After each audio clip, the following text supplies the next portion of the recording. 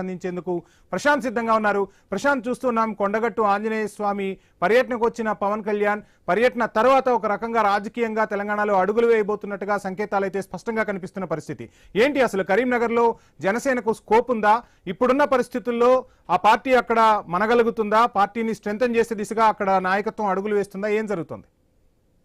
Right Vamsi, ఎప్పుడైతే Kondagattu tour లో దాదాపు కొండగట్టు ఆలయ అభివృద్ధికి సంబంధించి 35 కోట్ల రూపాయలను టిటిడి నిధుల ద్వారా పూర్తిగా కొండగట్టుకి ఇచ్చారో, ఇక ఆ తర్వాత ఒక్కసారిగా ఇటు జనసేన పర్యటన, ఆ జనసేనకు సంబంధించి అంటే పవన్ కళ్యాణ్ దాదాపు 300 పైచీలకు వ్యక్తులు తెలంగాణలో జనసేన తరఫున పోటీ చేశారు.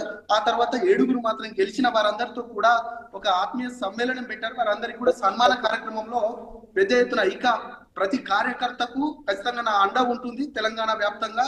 ఇక జనసేన కార్యకర్తలందరికీ కూడా నా యొక్క ధైర్యాన్ని ఇస్తున్నానని కూడా ఆ సంకేతాలు మాత్రం ఇటు పవన్ కళ్యాణ్ ఇచ్చిన సందర్భం కనబడ్డది. మొత్తానికైతే మనం గతంలో చూసాం 2009లో కూడా ఆయన తన అన్న పార్టీ ప్రజారాజ్యానికి సంబంధించి కూడా యువ నాయకుడిగా పెద్ద ఎత్తున తెలంగాణ వ్యాప్తంగా పర్యటించిన సందర్భం.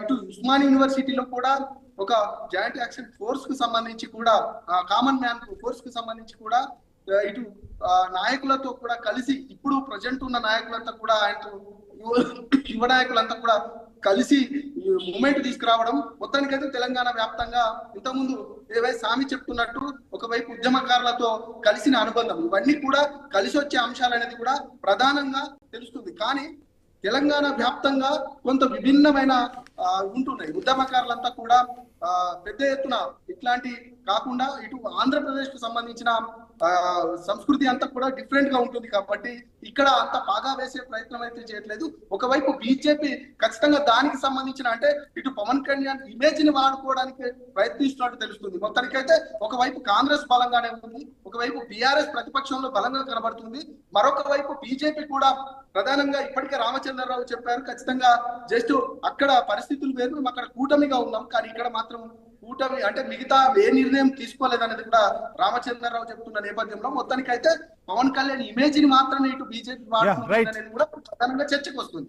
మొత్తానికైతే కొండగట్టు టూర్ మొత్తానికైతే జన సైనికుల మధ్యలో కొంత ఉత్తేజాన్ని తీసుకొచ్చిన నేపథ్యం కనబడుతుంది. మరొక వైపు ఖచ్చితంగా ఇటు మున్సిపల్ ఎన్నికలు కావచ్చు, జిహెచ్ఎంసీ ఎన్నికలు కావచ్చు, వీటన్నిటికీ సంబంధించి కూడా జన సైనికులు ఖచ్చితంగా పోటీ చేస్తారన్న నేపథ్యం మాత్రం ఇప్పుడు పెద్ద ఎత్తున తెలంగాణ వ్యాప్తంగా చర్చిస్తున్న అంశంగా చెప్పొచ్చు Vamshi. Right, thank you Prashant. ఇక మనతో ఇదే అంశానికి సంబంధించి మాట్లాడేందుకు సంపత్ నాయక్ గారు, తెలంగాణ జనసేన అధికార ప్రతినిధి, మనతో పాటు జూమ్ లో సిద్ధంగా ఉన్నారు.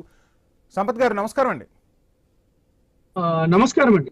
సంపత్ గారు, మొత్తంగా చూస్తున్నాం జనసేనాని తెలంగాణపై దృష్టి సారించారు